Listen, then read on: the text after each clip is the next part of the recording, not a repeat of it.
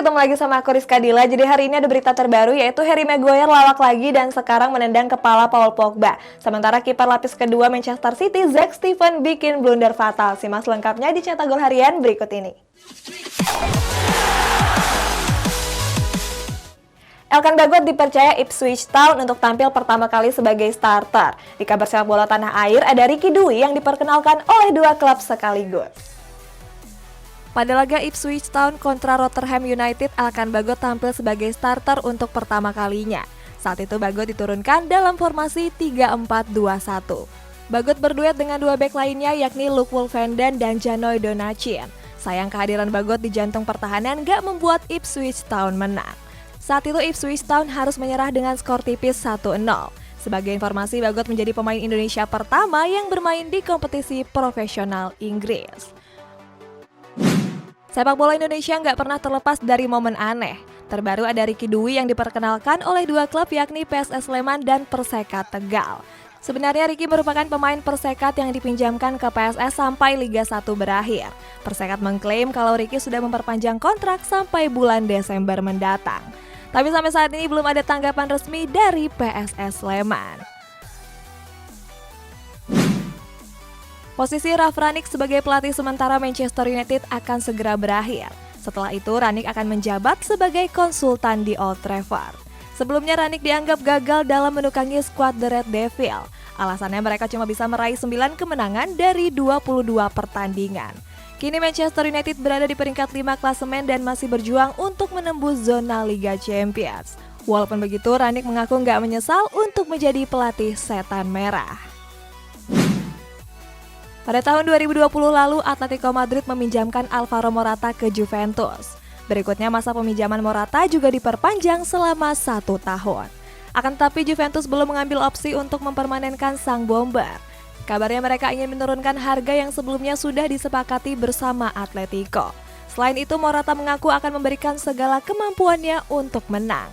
Selain itu, Morata juga merasa bahagia berada di skuad Bianconeri. Cristiano Ronaldo mencetak hat-trick dan membawa Manchester United menang atas Norwich City. Di pertandingan yang sama ada Harry Maguire yang menendang kepala Paul Pogba.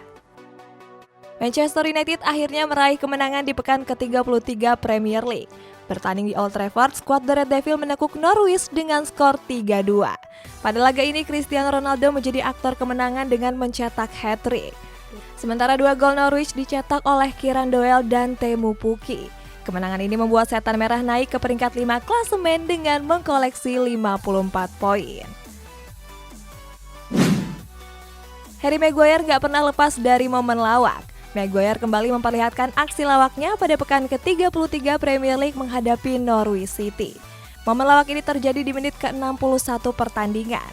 Saat itu Maguire terlihat menendang kepala rekan setimnya yakni Paul Pogba. Hasilnya kepala Pogba pun sampai mengalami luka. Hal ini bukan pertama kalinya terjadi. Sebelumnya Maguire pernah menabrak gigi Cristiano Ronaldo yang membuat mega bintang Portugal tersebut meringis kesakitan. Next, ada Thomas Tuchel yang meminta maaf kepada Conor Gallagher yang nggak bisa tampil di semifinal Piala FA. Di sepak bola Inggris lainnya ada Arsenal yang melanjutkan tren negatif dengan kalah atas Southampton. Nanti malam Chelsea dan Crystal Palace bakal menjalani laga semifinal Piala FA di Wembley. Di laga ini Crystal Palace nggak bisa menurunkan gelandang andalan mereka yakni Conor Gallagher. Alasannya karena Gallagher adalah pemain yang dipinjam dari skuad The Blues. Walaupun sudah mengajukan permohonan, Chelsea tetap menolaknya. Hal tersebut membuat Gallagher merasa kecewa. Hasilnya pelatih Chelsea Thomas Tuchel sampai meminta maaf kepada sang pemain. Tuchel juga bilang kalau semua orang harus mematuhi peraturan. Lionel Messi sering disebut sebagai greatest of all time atau yang biasa disebut dengan GOAT. Musim depan tulisan GOAT akan terpampang di bagian lengan jersey Messi. Bukan cuma Messi, tulisan GOAT juga tertulis di lengan seluruh pemain PSG. GOAT sendiri adalah marketplace sneaker yang akan mensponsori skuad Parisien selama 3 tahun. Selain itu, merek GOAT akan hadir di seluruh jersey termasuk jersey latihan. Arsenal melanjutkan tren negatif di pekan ke-33 Premier League. Pada laga tersebut, skuad The Gunners ditekuk Southampton dengan skor tipis 1-0. Satu-satunya gol pada laga ini dilesakan oleh Jan Bednarek pada menit ke-44 pertandingan. Arsenal yang menguasai laga gagal mencetak gol sampai peluit panjang dibunyikan. Kemenangan ini membuat Arsenal turun ke peringkat 6 klasemen dengan mengkoleksi poin yang sama dengan Manchester United. Tottenham Hotspur gagal mengamankan 3 poin pada laga kandang melawan Brighton. Kita pindah ke Spanyol guys, ada Barcelona yang meraup keuntungan 3 juta euro berkat pendukung Eintracht Frankfurt. Tottenham Hotspur bertanding menghadapi tamunya Brighton. Bertanding di Tottenham Stadium, laga ini justru dimenangkan Brighton dengan skor tipis 0-1. Satu-satunya gol Brighton dicetak dengan dramatis oleh Leandro Trossard di menit ke-90 laga. Keunggulan ini pun bertahan sampai peluit panjang dibunyikan. Hasilnya Tottenham gagal menjauh dari kejaran Manchester United dan Arsenal. Pavel Nedved nampak nggak senang dengan keputusan Massimiliano Allegri. Alasannya Allegri menarik Paulo Dybala keluar dalam laga kontra Cagliari pekan lalu. Media Italia menyebut kalau hubungan Nedved dan Allegri langsung retak. Akan tetapi saat konferensi pers jelang laga kontra Bologna, Allegri bilang rumor perpecahan tersebut tidak benar. Selain itu, Allegri mengaku bekerja sama dengan baik dengan Nedved. Allegri juga berjanji akan mengakhiri musim ini dan musim berikutnya dengan lebih baik. Jumat kemarin, Barcelona menjamu Eintracht Frankfurt dalam leg kedua perempat final Liga Eropa. Walaupun bertanding di Camp Nou, Blaugrana seperti menjalani laga tandang.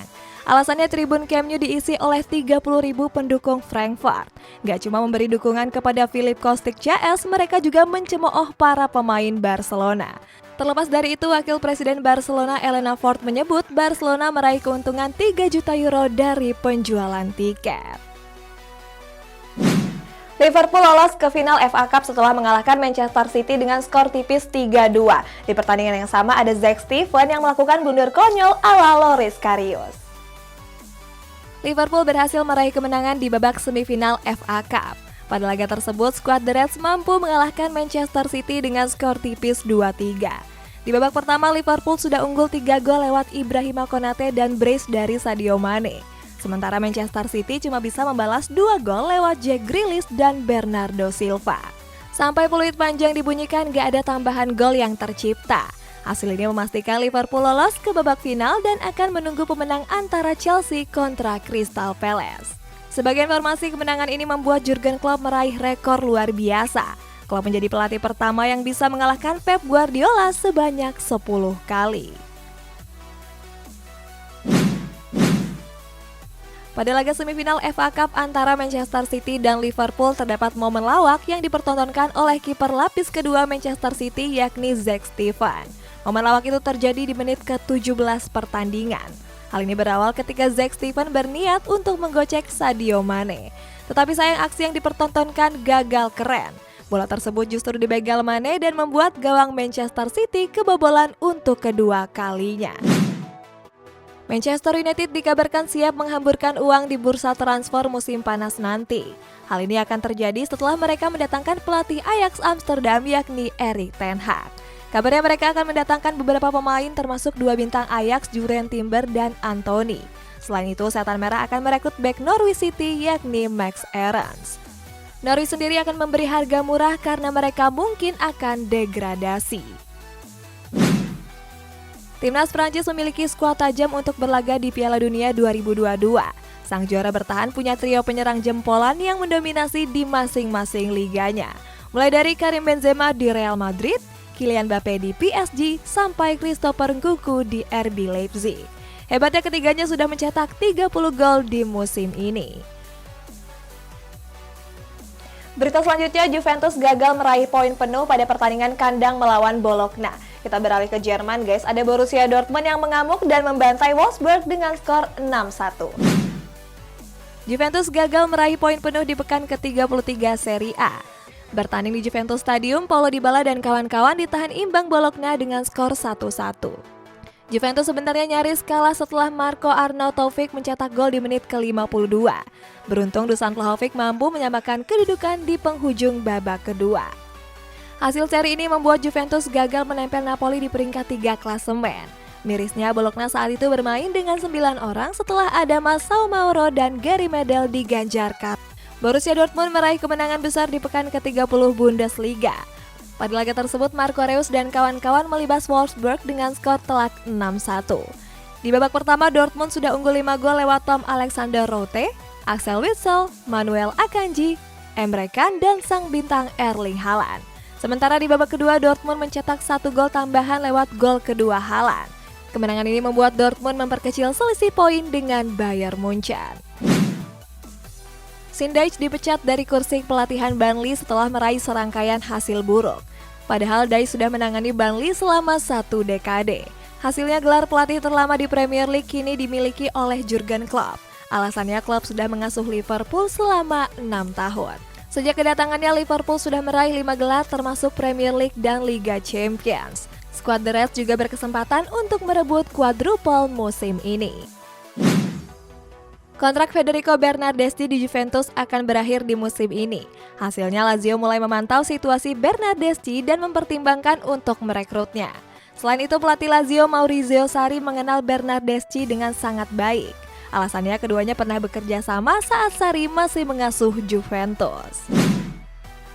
AC Milan masih berada di posisi terdepan untuk menjuarai Liga Italia. Di babak semifinal Coppa Italia, skuad rossoneri akan berhadapan dengan Inter Milan. Pertandingan leg kedua ini akan berlangsung di Giuseppe Meazza hari Rabu mendatang.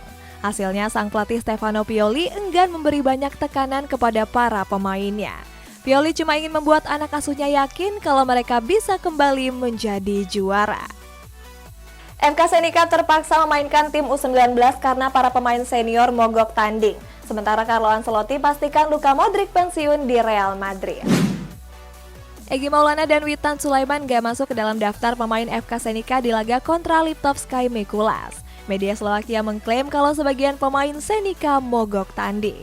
Alasannya karena Senica belum membayarkan gaji para pemain selama 2 bulan. Akibat mogok pemain tersebut, Senica terpaksa menurunkan pemain U19. Mereka adalah Mario Mihal, Daniel Masulovic, Rafael Anaba, dan Dominik Duda. Pada laga itu, Senica harus menelan kekalahan dengan skor telak 0-3. Luka Modric sempat disebut menjadi pembelian gagal Real Madrid. Akan tetapi Modric membuktikan diri dan kini menjadi pemain kunci di lini tengah skuad El Real. Banyak yang menyebut kalau di musim depan Modric bakal cabut dari Santiago Bernabeu. Alasannya karena saat itu kontrak Modric akan berakhir. Akan tetapi menurut sang pelatih Carlo Ancelotti, Modric bakal pensiun di Real Madrid. Ancelotti bilang kalau Modric bersedia memperpanjang kontrak di skuad El Real. Duta Besar Republik Indonesia di Inggris melakukan pertemuan dengan pemain muda Blackburn Rovers Joseph Simatupang Ferguson. Mereka berharap pesepak bola berdarah Batak tersebut bisa membela timnas Indonesia. Selain itu, Joseph nggak perlu dinaturalisasi untuk bisa bergabung. Alasannya karena Joseph bisa mengikuti sang ibu yang merupakan warga negara Indonesia. Tetapi walaupun begitu, Joseph mengaku belum tahu dan masih melihat apa yang akan terjadi nanti. Sebuah situs mengumpulkan data pesepak bola paling emosional dalam beberapa dekade terakhir. Penelitiannya dilakukan dengan menghitung jumlah laga penting yang diikuti pemain bintang. Kemudian para pemain diberi peringkat dari yang paling emosional sampai yang paling gak emosional berdasarkan berapa kali mereka meneteskan air mata. Hasilnya Neymar menempati posisi teratas sebagai pesepak bola paling cengeng. Terakhir Neymar menangis seperti bayi setelah PSG kalah dari Bayern Munchen di final Liga Champions 2020. Guys, kita bacain komentar ini dari Daniel Alfa Cahyadi. Pemain idola Kak Rizka di Borneo FC siapa? Makasih udah dibaca, Kak. Kalau aku suka Sultan Sama, guys, karena mainnya dia bagus, terus dia asli orang Samarinda, guys. Kalau kalian suka siapa di Borneo FC? Komen di bawah. Sampai jumpa.